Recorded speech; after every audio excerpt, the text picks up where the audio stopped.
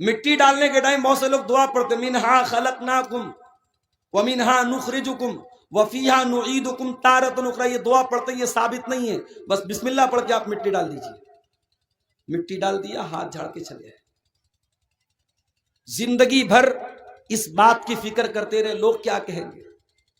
صحیح کام کرنا تھا, نہیں کر رہا تھا, کیوں لوگ کیا کہیں گے. مولوی صاحب نے تقریر میں بیان کیا بارات مت لے کے جا, جہیز مت لے تو, منگنی کی رسم مت کر تو, ہلدی کی رسم مت کر تو. آپ کی شیرشاہ بادی برادری میں کٹیہار میں مجھے لوگوں نے بتایا باقاعدہ بینڈ باجا تک کی شادی ہو رہی ہے. کہاں ہیں آپ؟ اتنے بڑے بڑے جلسے اور ہندوستان کے چنندہ علماء کو بلانے کا کیا فائدہ ہے اگر آپ کی برادری کے اندر جو الحمدللہ 80% اہل حدیث لوگ ہیں, آپ کی برادری میں ابھی بھی اگر ناچ گانے کے ساتھ اور بینڈ باجے کے ساتھ اگر شادی ہو رہی ہے اور 2-2 لاکھ روپیہ کیش لے کے شادی ہو رہی, تو کیا مطلب ہے. لیکن بہت ساری رسم و رواج کی بات آتی ہے, لوگوں کا یہی کہنا رہتا ہے لوگ کیا کہیں گے. ارے لوگ کچھ بھی کہیں, تو یہ دیکھ اللہ کیا کہے گا. تجھے حساب اللہ کو دینا ہے, لوگوں کو نہیں دینا ہے. لوگ تو تیرے مرنے کے بعد آئیں گے, قبر میں مٹی دیں گے, ہاتھ جھاڑیں گے, چلے جائیں گے. لوگ تیرے اچھے کام کی بھی تعریف کرنے کے لیے تیرے مرنے کا انتظار کریں گے. جس دن تو مرے گا تیری قبر پہ مٹی دینے آئیں گے, اس دن کہیں گے کہ ہاں یار آدمی تو بڑا اچھا تھا. زندگی میں جس نے کبھی آپ کو اچھا نہیں کہا وہ مرنے کے بعد اچھا کہے. لوگوں کو خوش مت کرو میرے بھائی, اللہ کو خوش کرو, اس کو راضی کرو. لوگ تو آپ کے مرنے کا انتظار کرتے ہیں. میں کبھی کبھی تقریر کے لیے سفر کرتا ہوں اور تھک جاتا ہوں, سچی بتا رہا ہوں. ابھی ادھر بھی کنٹینیو 7-8 دن سے لگاتار میرے پروگرام ہو رہے ہیں. کچھ بہار میں بھی ہوئے, کچھ ادھر یو پی میں بھی ہوئے, کچھ ہمارے اپنے بنارس میں بھی ہوئے. رات میں پروگرام کر کے کبھی ایسا ہوا گھر پہنچا, کبھی ایسا ہوا گھر نہیں پہنچا. پھر صبح مدرسے کی ڈیوٹی کرنا ہے, صبح 8 بجے سے لے کے 2 بجے تک ڈیوٹی کرنا ہے. اس کے بعد پتہ لگا صاحب پھر نکلنا ہے. کئی دن تک تو ایسا ہوا کہ بستر پہ نیند نہیں ملی. کبھی کبھی ایسا لگتا ہے کہ اتنا سب کرنے کے بعد بھی ایسا تو نہیں کہ سارے لوگ میری تعریف ہی کریں گے یا سارے لوگ مجھے اچھا ہی سمجھیں گے. بہت سارے لوگوں کی نظر میں برا بھی ہوں, تو میں لوگوں کے چکر میں کیوں پڑوں بھائی. لوگوں کی تعریف سننے کے لیے یا لوگوں کی برائی سے بچنے کے لیے کبھی بھی صحیح کام کو مت چھوڑو اور کبھی بھی غلط کام مت کرو. یہ دیکھو اللہ کی نظر میں صحیح کیا ہے اور اللہ کی نظر میں غلط کیا ہے. بس ہم اللہ کو حساب دیں گے. قبر میں مٹی دے کے لوگ چلے گئے. یہاں تو اتنی بڑی بڑی لائٹیں جل رہی ہیں. 4 ویلر سے میں آ رہا تھا, ڈرائیور صاحب نے کہا مولانا صاحب پروگرام کہاں ہے, نظر نہیں آ رہا ہے. میں نے کہا لائٹ نظر آئے گی سمجھ جانا. دور سے ٹیوب لائٹ نظر آنے لگی. عبدالعزیز بھائی کو میں نے فون کیا کہ ہاں آپ کے پروگرام کے لوکیشن پر پہنچ گیا. پروگرام ہے, آپ نے دور تک لائٹوں کو لگایا ہے. کبھی قبر میں آپ نے کوئی لائٹ دیکھی ہے؟ کبھی ایسا ہوا کہ آپ نے مردے کو دفنایا ہو اور ساتھ میں ایک لالٹین رکھ دیا ہو, ایک موبائل کا ٹارچ جلا دیا ہو؟ نہیں, وہاں کوئی روشنی نہیں چھوڑ کے جاتا. دنیا میں گرمی کا موسم ہوتا ہے, ہم کولر, پنکھا, اے سی جیسی طاقتیں لگاتے ہیں. قبر میں کوئی اے سی لگاتا ہے کیا؟ کوئی پنکھا لگاتا ہے کیا؟ قبر میں ہم ہوں گے اور ہمارے اعمال ہوں گے میرے بھائی.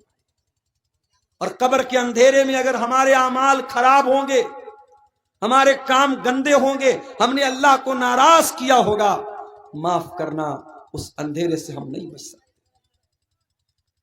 قبر میں جو زہریلے جانور ہوں گے, جو جہنم کی کھڑکی کھلے گی, جو جہنم کا بستر بچھایا جائے گا, جو جہنم کی گرم ہوائیں ملیں گی, ان سے اگر ہمیں بچنا ہے اور جنت کی ٹھنڈی ہواؤں کو پانا ہے تو ہمیں دنیا والوں کو خوش نہیں کرنا, اللہ کو خوش کرنا ہے. اللہ کو خوش کرنا ہے. ابو داؤد کے الفاظ ہیں, ایک انصاری صحابی کا جنازہ تھا, جنازے کو قبر میں اتارا جا رہا تھا. اللہ کے پیارے نبی وہیں جنازے کے پاس بیٹھے ہوئے تھے. آپ کے صحابہ بھی آپ کے آس پاس بیٹھے ہوئے تھے. آپ نے قبر کو دیکھا, آپ نے جنازے کو دیکھا, آپ نے منظر کو یاد کیا جو قبر میں ہونے والا ہے. جب قبر میں ہونے والے منظر کو آپ نے یاد کیا, حدیث کے الفاظ ہیں فبکن نبی، اللہ کے نبی رونے لگے، اتنا روئے حتی بل الثری، آپ کے آنسوؤں سے وہاں کی زمین بھیگ گئی، وہاں کی مٹی بھیگ گئی، آپ کے آنسوؤں سے وہاں کی زمین تر ہو گئی، اور آپ نے قبر کی طرف اشارہ کر کے فرمایا لمثل ھذا فاعدوا یا اخوانی، اے میرے صحابہ اس قبر کی تیاری کرو، اس قبر میں تم سب کو جانا ہے، ہم سب کو جانا ہے۔ او میرے پیارے بھائیوں، جب مردوں کو دفنانے جایا کرو تو سوچا کرو کہ وہ دن ہمارے اوپر بھی آنے والا ہے۔ مرنے کے بعد اب قبر میں ہم پہنچ گئے، اب قبر میں جب پہنچ گئے، اب قیامت تک ہم قبر میں رہیں گے۔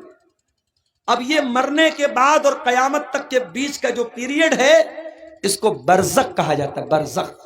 برزخ کا مطلب کیا ہوتا ہے؟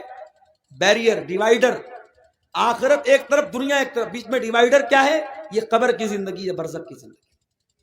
اور اسی سے یہ مسئلہ پتا چلا کہ ہم تو اپنے مردے کو دفناتے ہیں، ہمارے ہندو بھائی تو اپنے مردوں کو جلا دیتے ہیں، ہمارے پارسی مذہب کے لوگ تو اپنے مردوں کو چیل کووں کو کھلا دیتے ہیں، عیسائی لوگ تو تابوت میں رکھ کے مٹی کے اندر ڈال دیتے ہیں۔ ہر مذہب میں انتم سنسکار کرنے کا اپنا اپنا طریقہ ہے، اور ہمارے نبی فرما رہے ہیں کہ قبر میں عذاب بھی ہوگا اور قبر میں ثواب بھی ملے گا۔ تو جس نے جلا دیا، جس نے چیل کوے کو کھلا دیا، اس کو کیسے عذاب ملے گا، اس کو کیسے ثواب ملے گا؟ تو یاد رکھو میرے بھائی، قبر کا مطلب وہ گڈھا نہیں ہے، قبر ایک دنیا کا نام ہے، قبر ایک الگ ورلڈ ہے، ایک الگ دنیا ہے، اور اس دنیا کو ہم برزخ کہتے ہیں۔ اور یہ بھی یاد رکھو کہ مرنے کے بعد اب دوبارہ دنیا میں کوئی واپس نہیں آ سکتا۔ یہ جو بالی ووڈ کی فلموں میں دکھایا جاتا ہے، سیریلز میں دکھایا جاتا ہے، ایک انسان خودکشی کر لیتا ہے، آتم ہتیا کر لیتا ہے، اس کی آتما بھٹکتی رہتی ہے، کوئی آتما نہیں بھٹکتی۔ مرنے کے بعد کسی کی آتما، کسی کی روح دنیا میں کبھی نہیں آ سکتی، یہ بات یاد رکھو۔